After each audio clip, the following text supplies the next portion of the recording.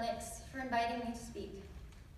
Tonight, inductees, we are celebrating your achievements as well-rounded individuals who have exemplified the 4 traits that all NHS members must possess. But now that these have been identified, what exactly does being a member entail? We often focus on the cards that we have been dealt, but tonight, the focus is on how you have used yours.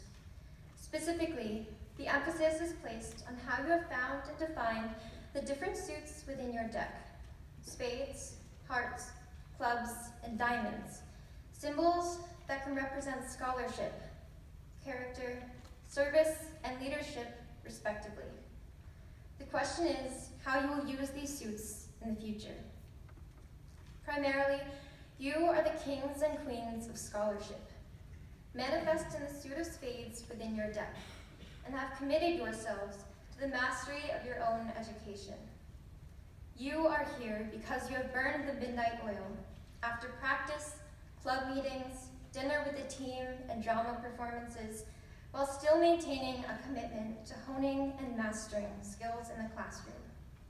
You are the students who have pushed through confusion and gained clarity, persisted in the times of greatest doubt, and pushed yourself to the next level, whether it be an honors course or AP, or simply a subject that made your brain numb with fear. You will use the knowledge and skills you have worked hard to gain in the future, and we salute you. It will, and already has, paid back in spades. But your character transcends your work ethic. Your deck is replete with a suit of hearts.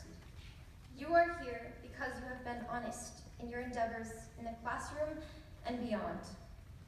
You have trusted your teachers and peers to guide you, and in turn have been trusted, both with responsibility and with knowledge.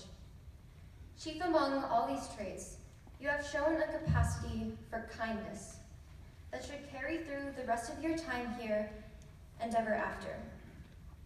Never forget how powerful it can truly be to acknowledge the good around you, and how powerful it can be to have a hand in creating it. Your heart will always be a valuable asset in your deck and in your decisions. But you are here in part because you have shared your assets, your time, your ideas, and your manpower with a community beyond yourself, and your service is tied to the clubs in your deck.